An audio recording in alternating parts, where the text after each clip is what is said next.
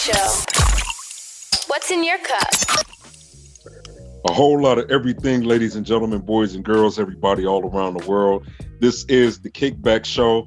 For me, literally, today, I go by the name of Foz, and she is... What's up, y'all? It's your girl, Tiana Giovanna, as always, and he is... DJ Swivel. Anything less would be unswivelized. And shout out to Organic Blackberry out there. OGB. As always. And very excited because it's always great to be able to promote and uplift a woman, let alone a Black woman. And That part. I love taking pride in this show in allowing a Black woman to just completely take over. So, ladies and gentlemen, Jodi Rollins, how are you? Wow. I mean, I got to tell you, when I hear somebody say that, it literally got to me, because usually being a Black woman, in my experience, is an and a but and an extra and an okay. And, it's never like, this is a beautiful, good thing. I mean, it is that, but Right. When you're in any sort of creative world or anything where you're being introduced, it's always like, look at you doing something different, or you're extra. So it's nice to just be appreciated for what I am, so I am doing well. I'm happy to have been asked to be here. Well, we definitely do that around here. And so just a little context for everyone. I was recently on Jodi's podcast. She is a host of Big Time Small Talk. And that was a really nice experience. It was just very similar to what we do here at the Kickback Show, where we just had good, solid conversation about what is happening in the world today, because there's so much going on. And so I wanted to extend the invitation and have her back, because we had such a great conversation. I thought it'd be a good idea to kind of flip the script on her a little bit. So I don't know, how many interviews have you had on podcasts where people get to flip it on you? Exactly. And I have to say, your episode is climbing steadily as one of the higher rated ones. I mean, I think it was a good episode, and I learned a lot from you. So I found it to be very valuable. So thank you. Well, good. I'm glad I can help assist out. I appreciate that. So how are you doing? How are you doing? Right? Gosh. See, you guys are getting to me already. For real. Nobody asks me that. How are you doing in a general sense? But nobody asks, really. Yeah, how are you doing? That's what I got from you right there. And maybe, it's been a mixed bag. And it's funny because, so in March, when, COVID was just coming on the scene or whatever. So I have a business, and I produce events. And so my biggest event of the year was going to be April 1st and 2nd. So that's I was your Ag Expo, correct? Yes, it's an agriculture expo for those who wouldn't be familiar with it, because I wasn't familiar with agriculture until 9 years ago. And so I was down to the nitty gritty, the final steps, everything was ready to go, checks cashed, whatever. And I had to postpone it, which really, it feels very canceled. Yeah. And so in a way I was like, okay, so we'll probably either be able to do it in June, or I don't think that's likely, but most likely September. That's what I truly believed. Because I thought that people would be like, whoa, pandemic, let's do everything we can to make sure that we protect ourselves, which in turn will protect other people, that we will do what we need to do and kind of suffer, bite the bullet, and then this will be over more or less. And then eventually we'll get a vaccine. But I was sorely mistaken. As most of us were.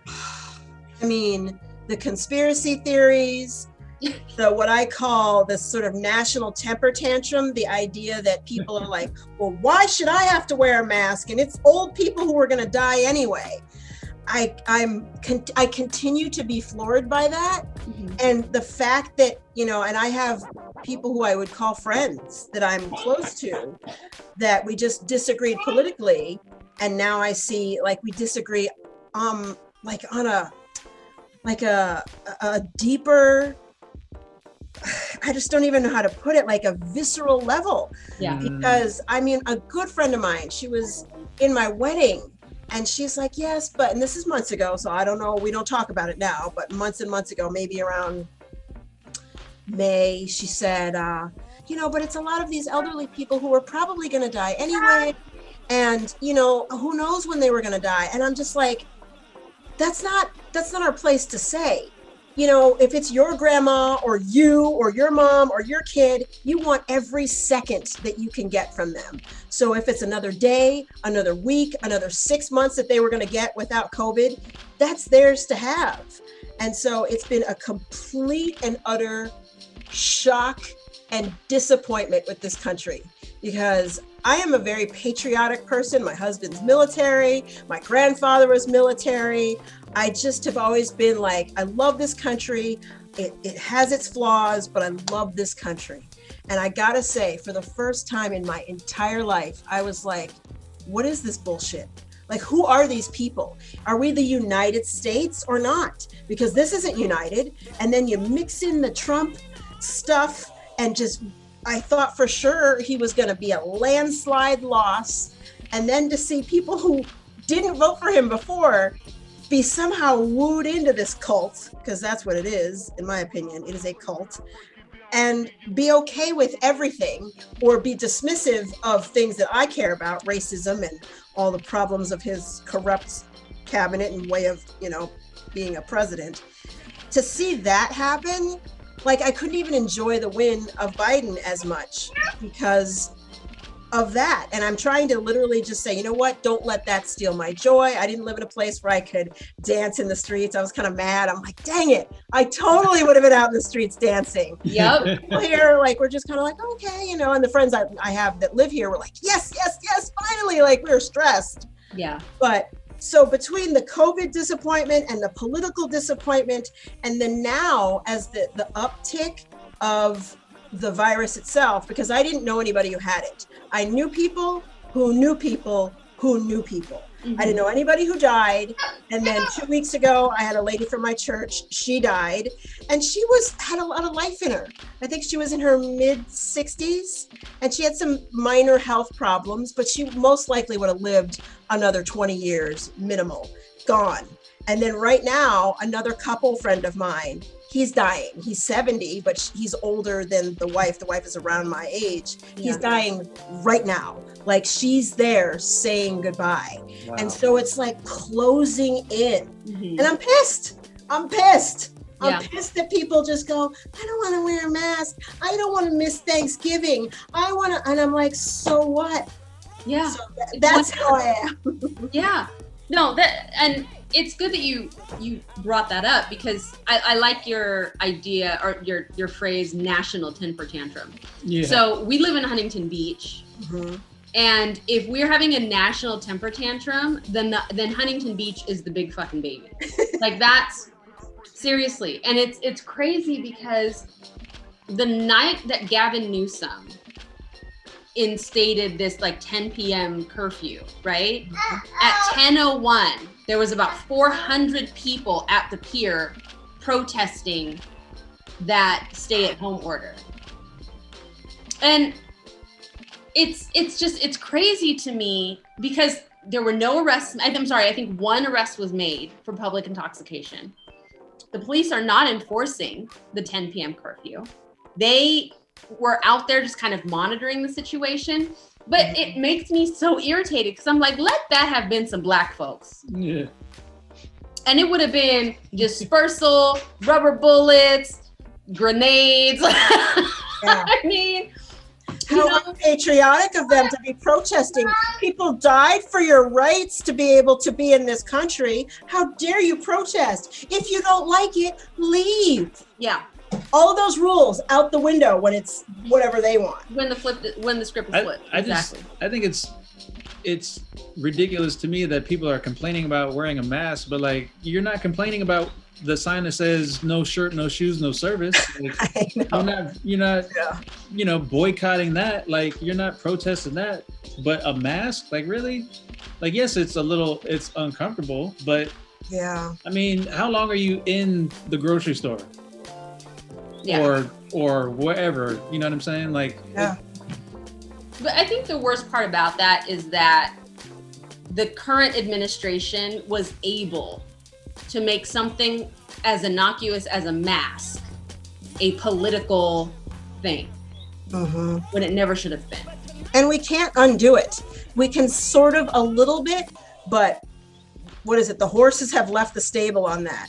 And it's tricky because I was talking about this with my mom. I said, you know, part of me is like, wow, imagine if Trump had, or let's just say COVID came next April when Biden was president, like everything had gone along, whatever. And then Biden became president. And we could have started from a place of, let's be smart. Yes, there would have been idiots, but it wouldn't have, it was like he threw this gasoline and the match and the sticks. It wasn't like it was there. It wasn't like he fanned the flames. He created this fire of discontent and lack of belief in science and seeing that as an anti-American thing. Yeah. However, I do wonder that if all these people sadly hadn't died of COVID, would Trump have been reelected? Because I think there were enough people that were like, whoa, we have to vote this man out because of COVID and only because of COVID. Yeah. So I kind of feel like maybe it's its own weird saving grace. It's like when you go to war, people die.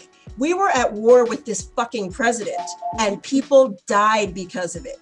And now we have to figure out how we're going to move forward. And people are still continuing to die because of him. And he's evil, in my opinion.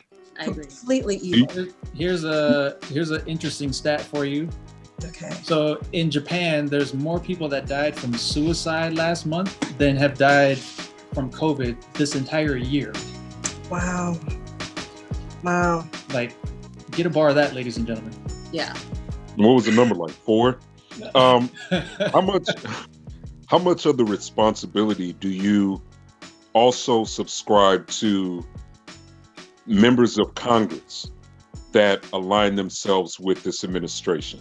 So the governors, the House of Representatives, these mayors, you know, council members in independent districts around the nation that have also been very dismissive of, you know what I mean, the stay-at-home orders, the lockdown. Like, I know Georgia is completely open.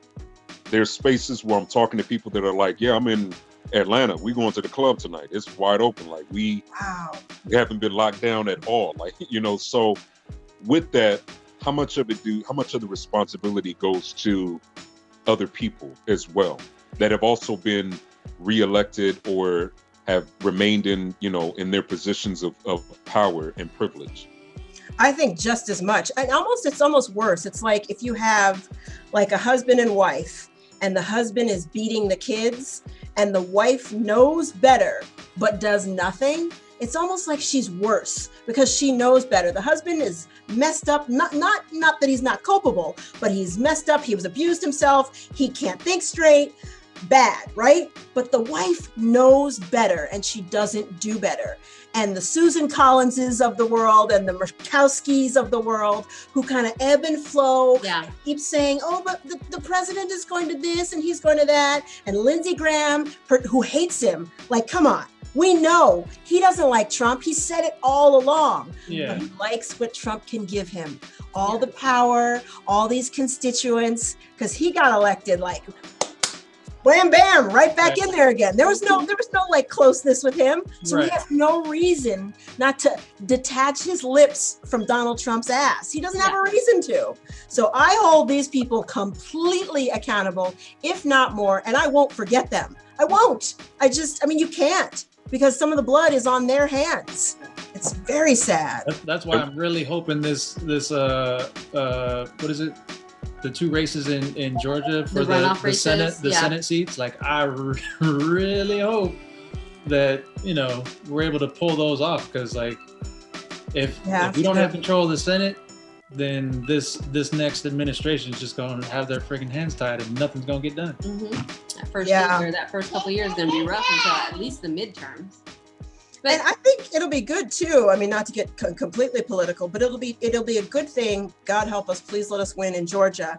But if that happens and we can show the country and the world that we're not lunatic socialists, because that's the thing they've been told. If you only watch Fox News and you only listen to the conservative radio stations and you only hang out with those friends from church who like Rush Limbaugh and all those characters, you think that all we on the left want, and maybe that's what you guys want, I don't want to put anything into your mouth, but it's to turn the country into a bunch of socialism. You know, no one should drive because of the climate. Everything should be very like, I'm going to pay for your insurance, you're going to pay for mine, and everything is going to be totally different. And I think we elected Biden, who's kind of in the center, right? He is very so maybe they can see that we're not the monsters that we think, or that they think we are, you know? I would like to believe that, but I don't know. And I hope. I'll tell you why. You made the comment about characters, right? Mm-hmm. There are those people like the Sean Hannitys and the Tucker Carlsons of the world who are legitimately playing characters. There are recordings of Tucker Carlson from early in his news career talking about how he appreciated, who was the one that just got fired from Fox News not long ago? He was in the same ilk as Sean Hannity and Tucker Carlson. Not the old guy, what's his face? O'Brien. O'Reilly. Bill O'Reilly. Yeah.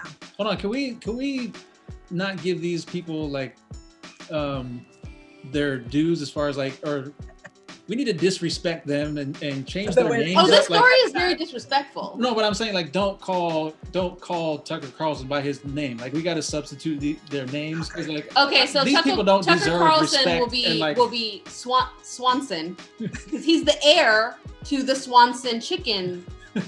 He is? Yes. So here's my point. I may never buy that stuff again. No. So here's the thing. I didn't know that. Swanson boy was talking about O'Reilly. I don't know what else to call him.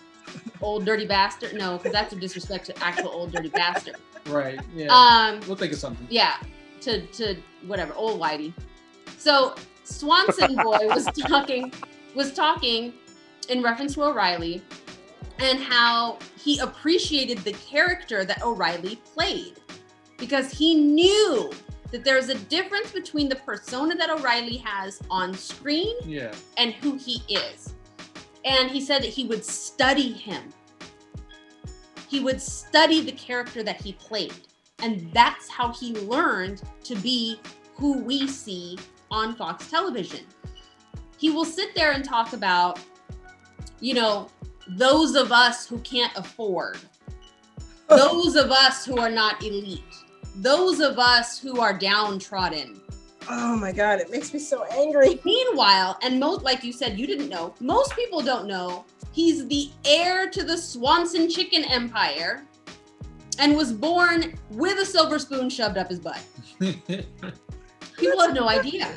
Because, I mean... He talks out his ass because the spoon is up his butt. Exactly. Well, I have a question for the two brothers right here. And obviously you don't fall into this category, but I'm sure you heard that a lot of Black men voted for Donald Trump and have stood continually and consistently behind him. And when we were in Zion National Park in September, it was almost, you can't make this stuff up. We're in line to take the little bus to go up the mountain. And there were 3 Black guys with Trump shirts on that said, fuck your feelings. And then they were with a white guy, I swear to God, I'm not making this up, who had some kind of disability, who was like, hey guys. And I'm like, this is your friend? The president of the United States makes fun of people with disabilities like this. Right. And this is who you are presenting. And they all had Trump shirts on. And I was like, these are, what? Like, what do you mean, fuck your feelings? These are the same people that care about this country and about people are why we aren't slaves today. Because if people didn't care, there was no reason to change things. Yeah. So I was just like, are you kidding me? So when I heard that Black men believe in this president, and I've heard it's because of like prowess and money and his presumed success, I'm floored. I'd like to know your opinion and if you've had friends or your perspective, what's happened with you guys? So, so I have had family that support him are more on his side. Mhm. And a lot of it is because of a lot of the ignorant things that he says. They lean more towards the, oh, well, look at what Biden is doing, and Hillary was doing this, and blah blah blah, and yeah, Biden's son was this, and he got caught with child pornography, and it's like, bro, like, your guy literally is on tape doing this and saying that he wanted to have relationships with his daughter. So, and it's like they bypass all of that because they believe that he would empower them. And but why do they believe that? I don't get it. I think it goes back to it's a very twisted psychology that I feel goes back to slavery. It's the preferential treatment. And I've noticed that in clearly seeing that Black women, majority of them, I think all but 4% were like hell to the no, right? Yeah. I think a lot of it is because there's a large number of Black men that would prefer to be equal with the white patriarchal system than they would with the equality of their own Black people. And again, the reason why I equate that to slavery in those times is because of the preferential treatment of the house Negro versus the field Negro, and this whole Stockholm syndrome, and so it's like one of those things to where if I vote this guy in, look, he said he was going to, do this plan of the platinum plan of $500 billion, and he's going to provide this, and he's giving us this, and they separate themselves from what they presume to be the lesser thans. So to even broaden it up a little bit, when you go to Orange County and you look at the Latinos for Trump, they disregard the Mexican and Latinos that are over on the other side of the border or the undocumented, and they look at them as less than. They don't look at themselves as being equivalent. When you look at some of these Black people that align themselves with being conservative, they're looking at the business aspect of it, and then they look at all of the others that may not necessarily own business or own land or have investments as being the broke ghetto niggas versus, oh, I am of high esteem and look at what he's going to do for us. And it's like, no, that's not what it is. And so it's like them aligning themselves with this mentality that they are not in the categories that, the white supremacist structure and system is designed for. I think you're right about that. And it's funny, I've never really thought about that. You said something really that kind of hit home. And I live in it, as I was telling, I don't even know your name. Is it Swivel? Swivel? Yes. Okay, so as we were talking right before the show started about, I live in a predominantly Latino area, and as a Black person, at least for myself, speaking for myself, I am concerned with what those above me, of how they're being treated, and those below me, and of course myself in the group.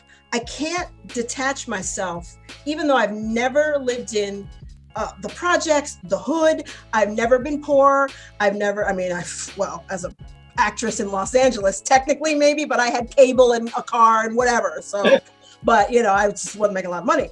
But so I never lived that lifestyle, but I can't detach myself from that because those are my people, and I want to bring them with me.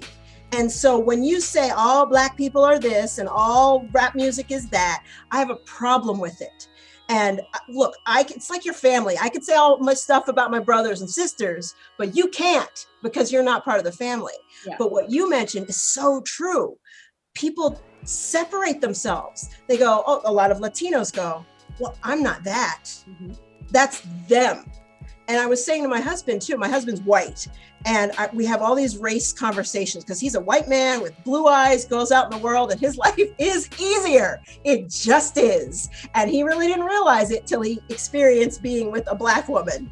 But I've noticed that, I don't know if it's kind of, well, you said open to say whatever, right? So I feel that Latinos have assimilated to such a point that it's almost as if the only thing that holds them to being a minority is if they don't speak English.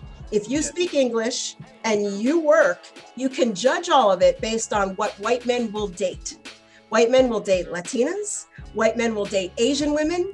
Overall, they will not date Black women. Does it happen? Yes. But as a number, as a group, it doesn't happen because we're the most different. Our skin, our culture, our way of being, it doesn't matter. How far up we go, we're always going to be seen as Black. If you're Latino and not even that dark, you can mix right in. Mm-hmm. And so it's easier, I think, to just go, oh, that's them over there.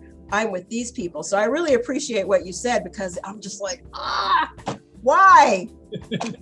It's cyclical. Like I paid it. I really didn't care too much for social studies or history in grade school.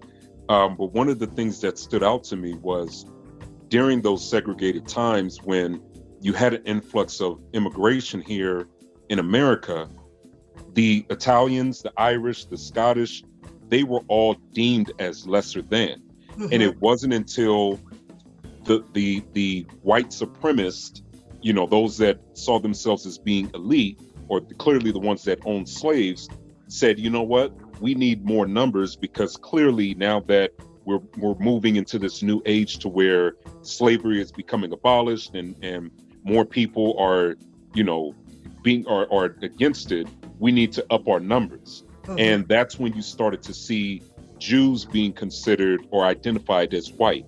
The Irish, the Scottish, the Italians, like all of them are now identified as white. But then when you really break it down, their ethnicity of their nationality is something totally different. And so I always think of that when I looked at Florida at having, Puerto Rican men, that and women that voted on that side. Because again, they're looking at themselves, just like you said, as aligning more with the white and the preferential treatment and getting more into classism. That's really true. I feel like I'm echoing Kanye West. It's getting more into the classism than it is the colorism, which still is very prominent, but it's more or less kind of taking that structure and just broadening it out to say, you know what, there are Black people out there that make more than $26,000, $25,000 a year. Maybe if we kind of push them into ours and give them a little more, you're still niggas. Y'all are still Black. But I think if we can kind of push you more into this bracket to where we are, it'll kind of help us diminish those that are below that poverty line to where now we can, kind of allow them to be destroyed in the sense of we can vote you away. We can gentrify you out. We can cause those that are more on our side to now look at you as being lesser than. And it causes more of a divide, which then helps to conquer.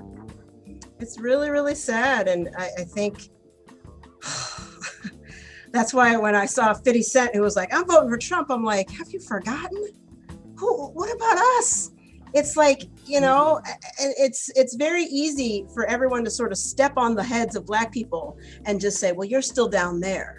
And you can see it because we were talking about this too, that my husband and I eventually want to move in the next few years. And I always Google the demographics of where I'm thinking about moving and kind of try to understand a place.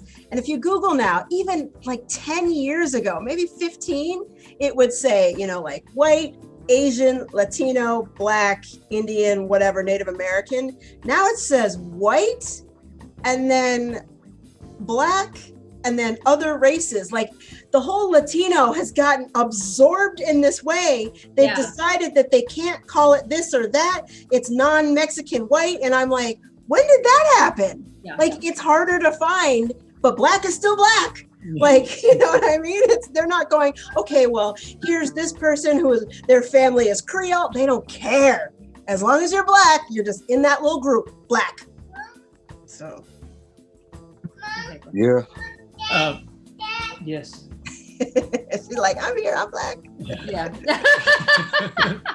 No, about me too. I was gonna say, like, I don't necessarily know any black males specifically that are in support of Agent Orange. I think, at least when I see that, like, I feel like it's either the guys, the 50 Cents or the Lil Waynes, who are like, they got a whole lot of money, and like, as far as like the tax plan, like they're like, that's what concerns me is hitting my wallet.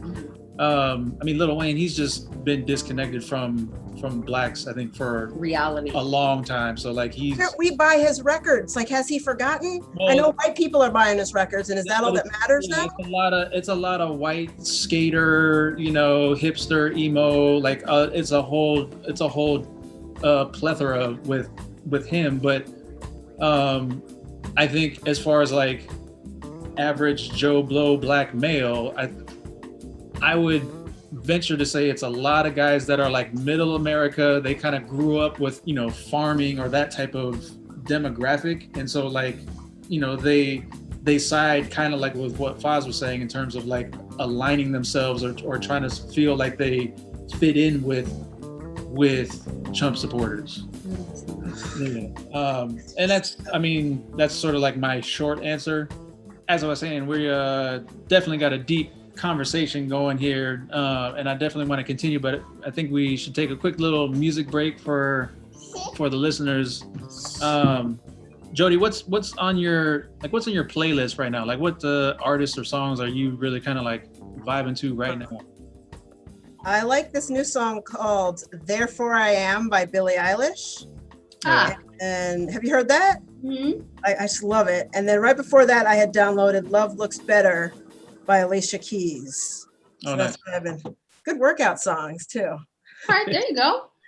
Yeah. All right, so we definitely hit some of that and some other new music in this little mix break, and then we're gonna come right back with Jodi Rollins. This is the Kickback Show, thekickbackshow.com. So don't you go nowhere. Snitch. Don't miss a beat. Kick that beat. Follow us on social media at The Kickback Show. Kickback on everything. Yo. The Kickback Show. What's in your cup? A whole lot of everything, ladies and gentlemen. The Kickback Show, thekickbackshow.com. Jodi Rollins, a complete takeover, but very healthy. I mean, I'm very grateful for this conversation and perspective, and definitely feel completely filled, like just spiritually and mentally. So thank you. Thank you guys. Jodi, remind everybody once again your podcast you got going on and all that. Yeah, thank you. So it's called Big Time Small Talk, and the subtitle is Stories and Observations That Go Beyond Small Talk. Because similar to this show, having conversation is where I think the magic is. And it's very easy to have all these podcasts that just do, as I say, the quick interviews and, hey, what's happening? What are you promoting? And you got it. And we'll be right back. And I'm like, that's not what I would want to hear. I want to hear what makes people tick. I want to understand them. I don't want just promote. And that's great. But if you're selling a product and about, you lost 30 pounds, but what was it like on those dark days that you didn't want to get on the treadmill, that you didn't take the magic pill or whatever. So what the stuff that's hard, so that we can all learn with you, and it's not just easy and, smoke and mirrors. So that's what I try to talk about, real experiences of my own, and to connect with other people and just, share and learn. And so, where can they find you? Well, of course on iTunes, but you can also find it on Stitcher, Anchor, iHeartMedia, Spotify, Breaker, and almost everywhere you can listen. So Big Time Small Talk. Check it out. Now, as a creative, how have you adapted to this situation that we're living through right now? How have you gotten through those dark days when you don't feel like creating something, or what's helping to keep you going? It's really a mixture of things, because as a person who is social and likes to feel a sense of vibrancy and things happening and being able to connect with people, living during a pandemic is the exact opposite of that. And so in a way, my podcast is a little bit of a saving grace, you know, like having the opportunity to interview you, Tiana, like I really connected with several things you said, but one of them was that Black women are the most seen and the most invisible. And that's kind of how I feel. I mean, I don't want to paraphrase, but that's what I took from what you said.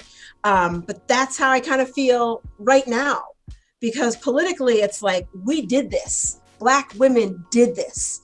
And then if you ask the average white person, they don't get how that could possibly be true if we're like 12 to 13% of the population, and then we're only half of that. How's that possible? I'm like, but you got to look at the electorate. So like, who's voting? And so having all of that, and then having Trump be in power, and then having this pandemic and the shift of everything and being closed off, it's been totally the opposite of everything of who I am.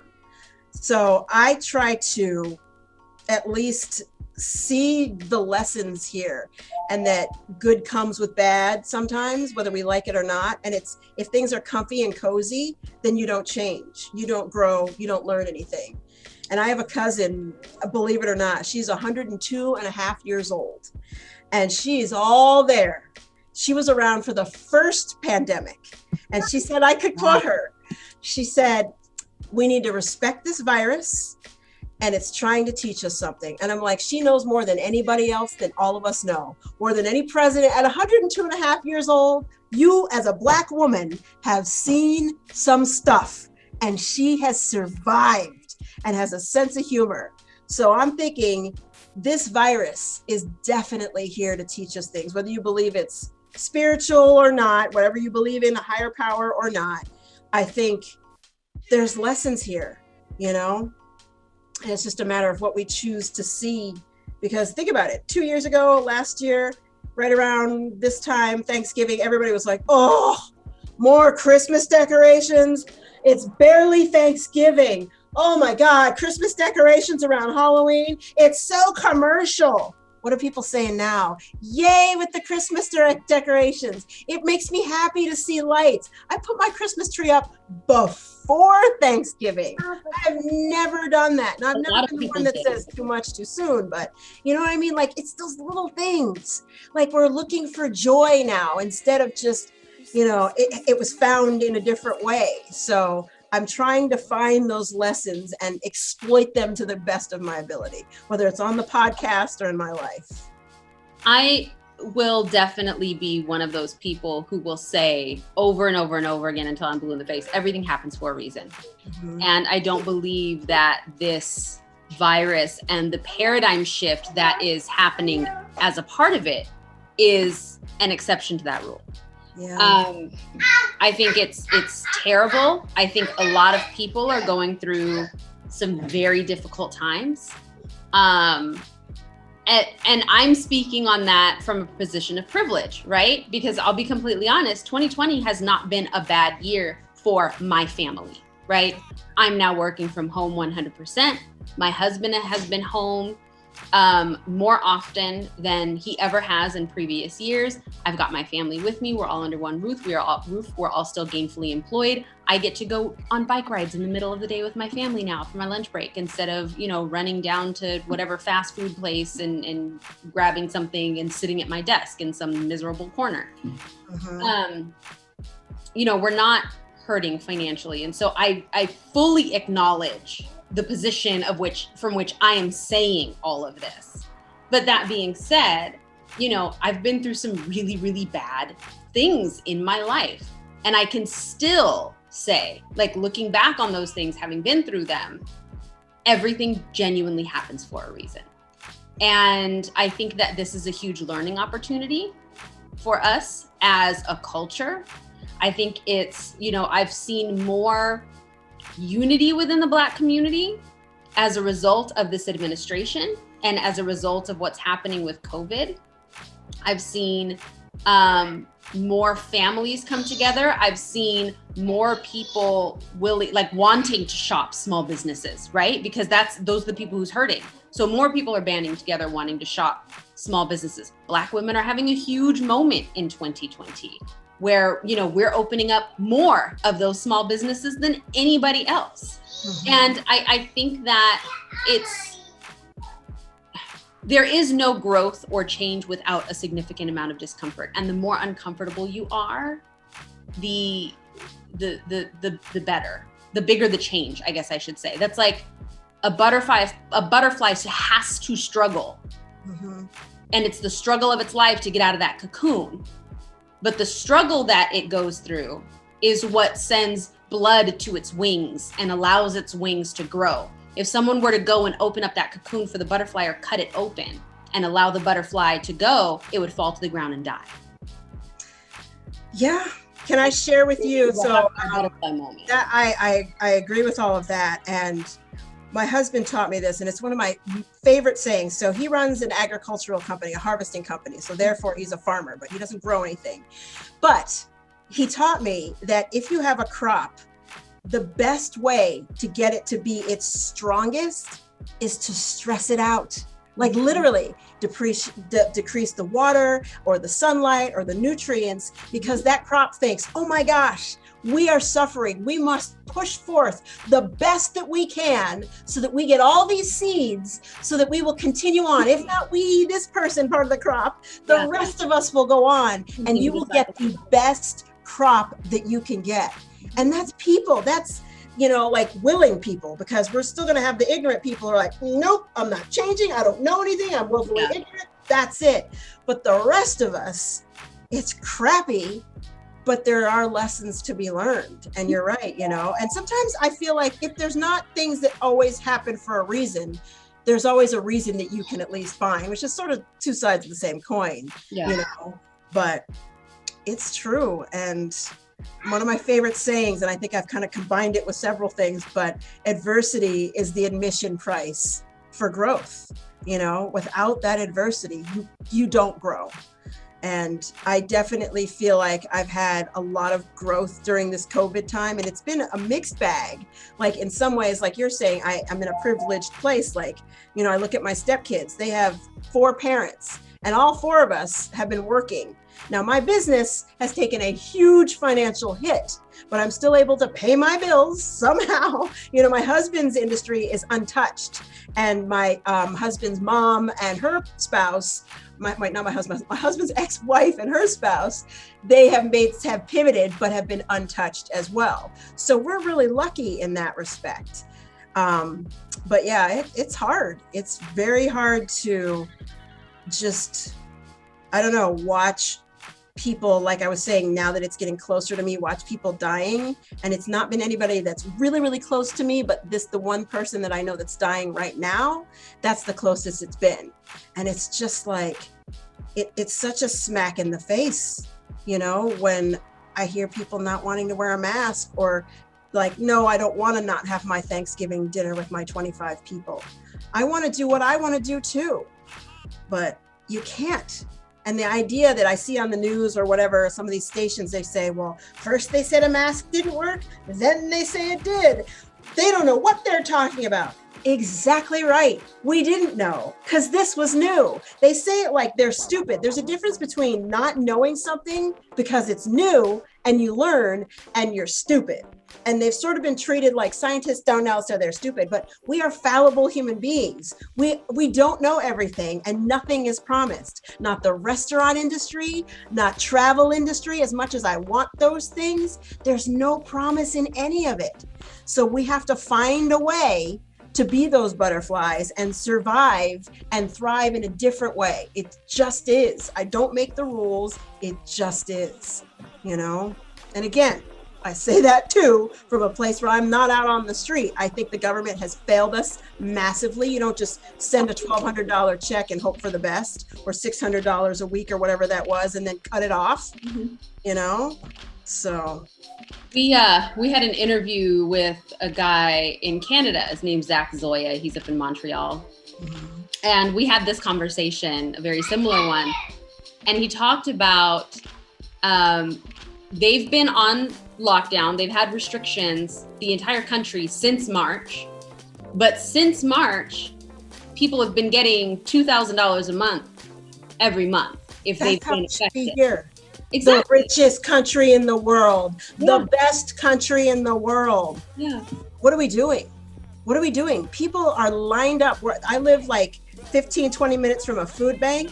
They've had to move it's a huge brand new facility. They got this giant, like, I think it was like a $4 million check from some bank, right? They built the thing 2 years ago. It's beautiful, but it's so busy. They've moved it to the fairgrounds or to different places so that they can feed people and they can have the cars line up and not cause a traffic jam. I mean, people are really hurting, really hurting. It's true. My sister's in Georgia, and she is one of those people who is getting in line at food banks. And it's not easy on anyone to have to see that, have to know what's happening, have to let alone go through that. Yeah. We're in an abysmal situation as a country at large, and I don't know how Congress goes home for the Thanksgiving holiday. I've toyed around with, someday getting into politics, and I almost ran for the local city council here because I was like, I'm fed up, and but I can't go home for Thanksgiving knowing that there are people hungry. Like, they just shouldn't do that. Like Mitch McConnell, Nancy Pelosi, figure something out, cut out all the fat, and just give the people the resources and the funds that they need. Forget all that other shit that you can't agree on. Yeah. Like in an unprecedented way, because these are unprecedented times. There's no excuse in the richest country in the world where Donald Trump, who's gotten at one point $3 million a day to fund his "he was cheated" campaign. $3 million a day, that we can't find the funds or the resources. A burning church. Remember that church, the top of like Big Ben or something in England? Oh, like yeah. Years ago?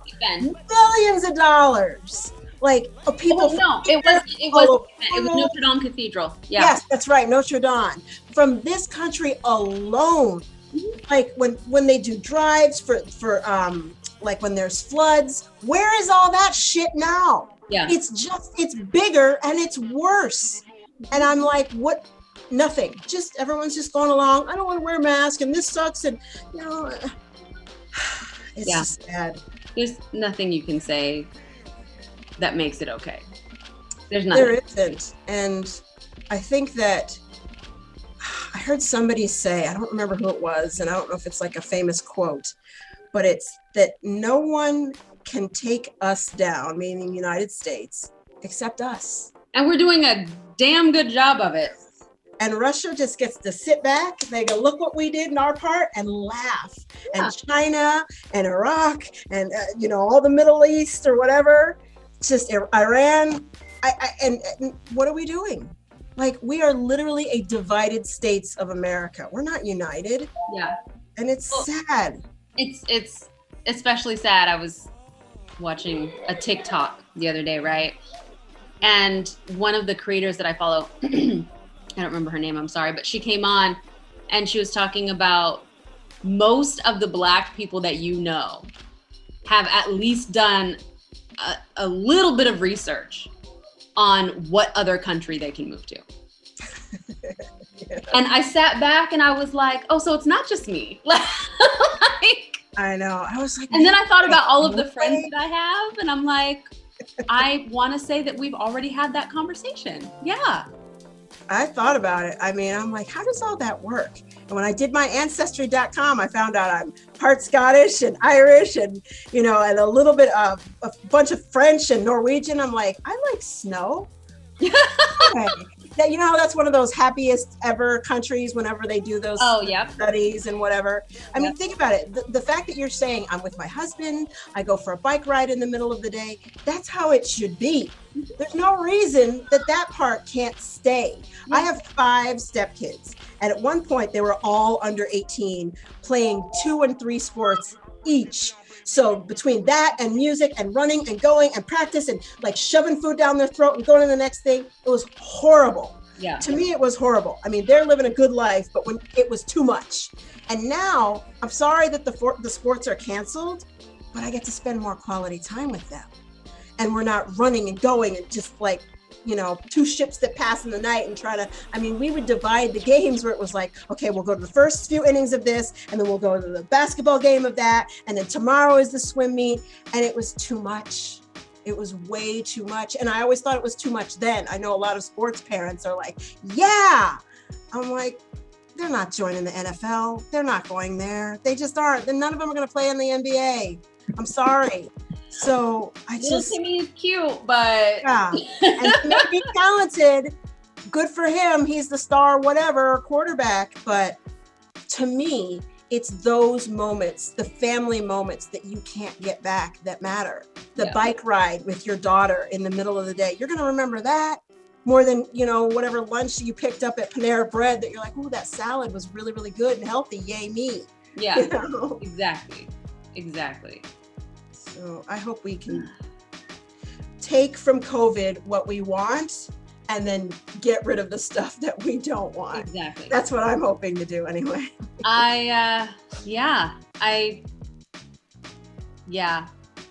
It leaves all of this genuinely just leaves me at a loss for words. Like, I can't reconcile how, like, the ego of America mixed with the inactivity of Congress, mixed with, just all of the other seasonings that you throw in this like big shit show. Remember that, I don't know if you've seen the meme, remember the Sandra Bullock movie that came out on Netflix, Bird Box or something, where she had to wear the blindfold. And the question was, well, why are these people still going out when they know this thing is going to get them? And look at us. It's what people do. They don't want to accept it. It's like on one hand, they'll say, especially the very, very, and I'm not, to each their own, very, very conservative religious people. And there are different types of religious and spirituality, and I'm religious to an extent. But it's like they go, oh, it's in God's hands. So therefore I have to go to church. It's in God's hands. So therefore I have to tithe. It's in God's hands. So I need to make sure I educate my children. It's in God's hands. So therefore I need to procreate. It's in God's hand. Therefore I need to wear a mask. Oh, no, not that. So why is it you have to do all these other things, but socially distance and wear a mask? Oh, no, not that. It's in God's hands, but I'm not doing shit. Like, what is that? What is that? So, and what kills me is the pushback from the churches also. At the end of the day, it all comes down to the almighty dollar. That's literally all it comes down to, is the money. It's the business of being a capitalist society. It's the business of religion. It's the business of school, because, people spend billions of dollars getting their kids ready to go back to school, which is why they've been pushing to open up schools. And that's really what it comes down to in America. It's what is my bottom line? I think that with that, I would slightly say a little bit of a disagreement, because since in a strange way, even though I live in a technically liberal area, I know all these conservative people who are so upset that churches are closed, because they're like, well, why can you fly on an airplane, but I can't go to my church? And I guess I would have to agree with them, but there's no option with airplanes. There's no like, well, I'll sit on the wing today and then we'll fly because I can breathe freely. I do think that the whole one size fits all COVID plan isn't fitting, and that you should be able to say to churches, yes, you can have church, but they have to be outside, they have to socially distance, they have to keep the doors open if there's more than this many, whatever, so that they have an option. And then maybe they'll be less likely to think it's a conspiracy theory against religion, because I've heard that too. But I think the society as a whole that runs on the American dream and everything about money, and if you work hard enough, if you're smart enough, if you do enough, then you can get out of anything. It's not true. It's not true. You can look at that with race. And now we see you can't educate your way out of COVID. You can't work hard enough out of COVID, because you don't know what's going to happen. You don't know if it's going to get you. We can't see it. We can't feel it. We can't taste it. We can't even touch it. It's just out there. So it's Yeah. Pause. You're just sitting there absorbing everything. No, I totally agree. And again, as you know, I love allowing Black women to let it all out. And I wanted to kind of highlight something that you mentioned a minute ago, that you quoted Tiana saying, as far as the Black women are the most seen, but also the most invisible. And that stood out because it was like, you look at every movement, like you look at Georgia turning blue, Stacey Abrams, you look at the Black women's presence in our political, space.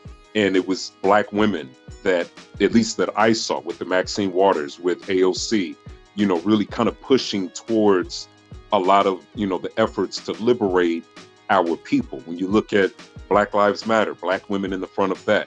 Even when you look at women's rights as a whole, I have my opinion about it as far as Black women's existence within it, because I don't feel as though that the, the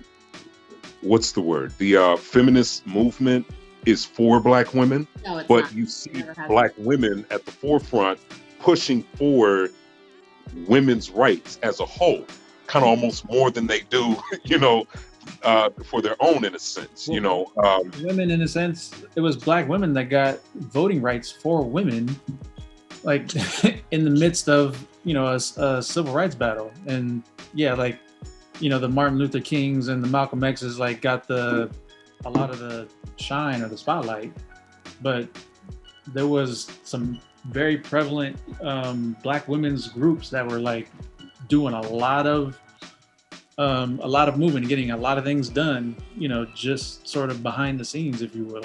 Well, and that's, to Foz's point, Black women didn't get the right to vote until well after white women did.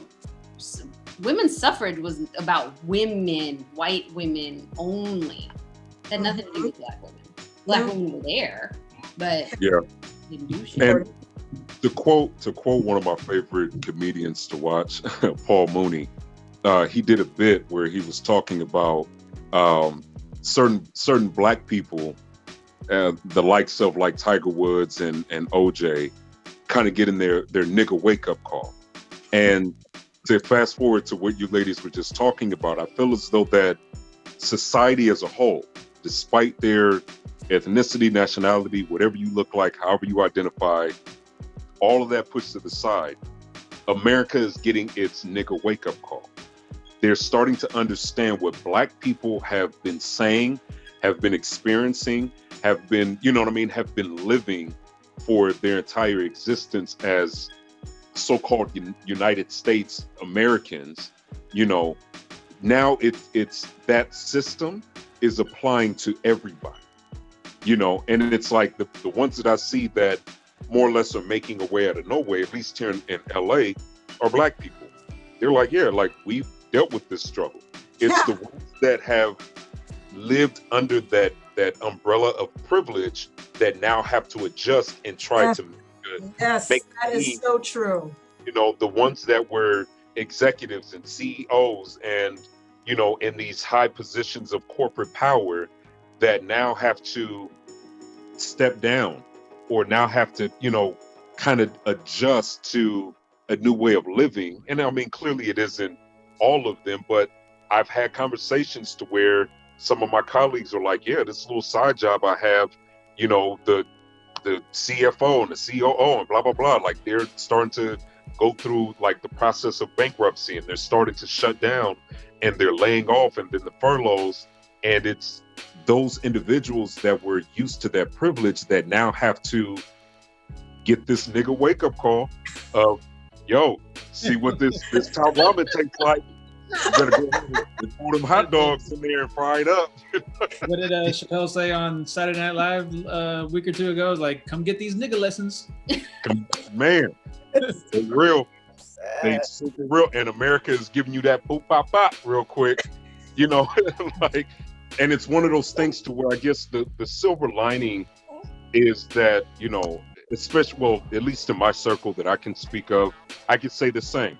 That I've been able to acknowledge my privilege that I do have family around me. I have loved ones that are around me. I do have a job that I'm considered essential, that I can still go to. My bills are all paid. I'm not necessarily suffering in the way that I tend to acknowledge of growing up. You know what I mean? Like, I'm not living paycheck to paycheck, things of that nature. Yet and still, I've taken away the fact that there are areas of opportunity of growth. And a lot of that exists in a space of educating my white counterparts that want to help out, that want to see this change, and saying, okay, all of the things that you thought were a reality, allow me to be able to articulate why they aren't. Yeah. This is what the Black experience is. And now I find that a lot of spaces where I may not have necessarily have gained access to, I'm now in those spaces. Now I'm able to kind of see eye to eye with people that live on the other side of the nation, that have dwelled in a sense of privilege possibly all their lives, or majority of their lives. Now I'm able to sit at that table and say, hey, this is what's going on the other side. This is now what you're seeing everybody experience. This is how we can eliminate this system that has been designed and has been perpetuated so much towards Black people, but now you're starting to see the overflow. Because going back to the segregation, part of our lives, speaking in general, where the Italians were considered less than, and then you started to bring them in. Now poverty is saying, you know what? Let's kind of bring in these too. Let's kind of hit these little corners, and we don't care if they're white or Jewish. We don't care what you identify as. You're now broke. Here's your little wake-up call. And again, to be able to express how I feel and to be able to be myself, to be able to go in and say, yo, I grew up in Pomona. This is who I am. Mm-hmm. This is where I come from. This is what we've had to endure. I feel as though that's kind of the beauty, quote unquote, of 2020 and dealing with COVID, is that it really, and even just this administration over the course of the past 5 years, including the campaign, right, is that we've been able to explore a lot of different narratives and conversations that were considered either taboo or ones that we weren't able to have before. Yeah. You mentioned, Christianity and those in church. I denounced my religion, since. I forget when, but a lot of that is the principles that a lot hold on to today. That, kind of turning a blind eye to very real circumstances and not considering what is actually happening in the world, because God is taking care of it. That gets into a whole nother conversation that I'll spare this episode for. We'll have to have you back for that one. That's yeah. That's a whole nother stream of reality. But I'm very glad that I'm very grateful for Black women, not only in my life but in society, that are now at least we're working towards allowing them to be seen and heard in ways that they haven't been heard and seen before. It's a major shift. I mean, I grew up in Colorado. I lived in Colorado from 9 to 22, so my formative years, and it was, mostly white. My high school was 4,000 kids and 30 of us were Black. So there was no racism because we weren't a threat. We were just other, seen but invisible. I didn't date anybody. White guys were dating white cheerleaders, and Black guys were dating white cheerleaders, but nobody was dating Black women. Nobody. It was just interracial dating did not happen. So for me, it was like, like Chris Rock says, like when Black history comes along, when you're in class, it's just like slaves, Martin Luther King, and here we are. Yeah. It was like, I just felt like everyone's looking at me, and it was just like, and comments about my hair and do I tan and all these things. And then you jump to 2020, and I am regularly proud and comfortable to say #Black Girl Magic on my social media. I could not have said that 5 years ago without what? racist. You're being reverse racist. And people still say that stuff, but it's less. Like they see it. There's no denying Black girl magic. No. There isn't. Name a white version of Oprah. Oh, wait, there isn't one. There isn't one. I'm sorry. Name a white version of Aretha, of Beyonce, of, Diana Ross, like all of these women, woman after woman after woman. And now like politically, Stacey Abrams, and the first vice president female of the United States is a woman of color. Yep. Tell me Black girl magic doesn't exist. Exactly. It does. Exactly. It does. So I'm that part makes me happy. And that's where I could remember to see the joy, because I didn't see any Black girls when I was a kid. I saw them in Miss America finally when Vanessa Williams became one, and then they took her crown away because she did some nude photos or whatever. But that was my little tiny morsel. But knowing that Black girls now and Indian girls can look up and see a smart, powerful, didn't get the part because somebody felt like they had to give a Black woman the job, because she earned that job, because she's good at what she does. She is there. And I mean, that's where the joy is. And Biden brought her along, not like carried her, but brought her along. And did you guys see the cabinet was just announced? Yeah. His communications cabinet? Yeah. All women. All women. And I'm just like, amen. George Bush doesn't, and I know this is a touchy subject, but George W. Bush doesn't get the credit for some of the stuff he did with regard to having minorities. Condoleezza Rice. I mean, people thought she was an Uncle Tom or whatever. I don't think that. I think she was a very intelligent woman who had different perspectives, but I think it's really important to acknowledge when other people open the doors for us that we deserve to have open. They didn't give us a handout. We deserve to have that door open so that we can walk through. Exactly. And it's a beautiful thing to see. It is. Some of these women. Miss Jodi, I just want to say thank you so much for sharing some of your Black girl magic. Absolutely. Well, definitely have to do it again. Yeah. So in true form, you are always welcome on our show. If you ever want to come back, chop it up, complain about something, promote something that you're doing, feel free to give us a call. I would say knock on the door and come by. This used to be live in studio, but it's not anymore. But hit me up on Zoom. But one more time, let the people know where they can find you. So iTunes is the #1 podcast place, but my show is called Big Time Small Talk. You can Google that.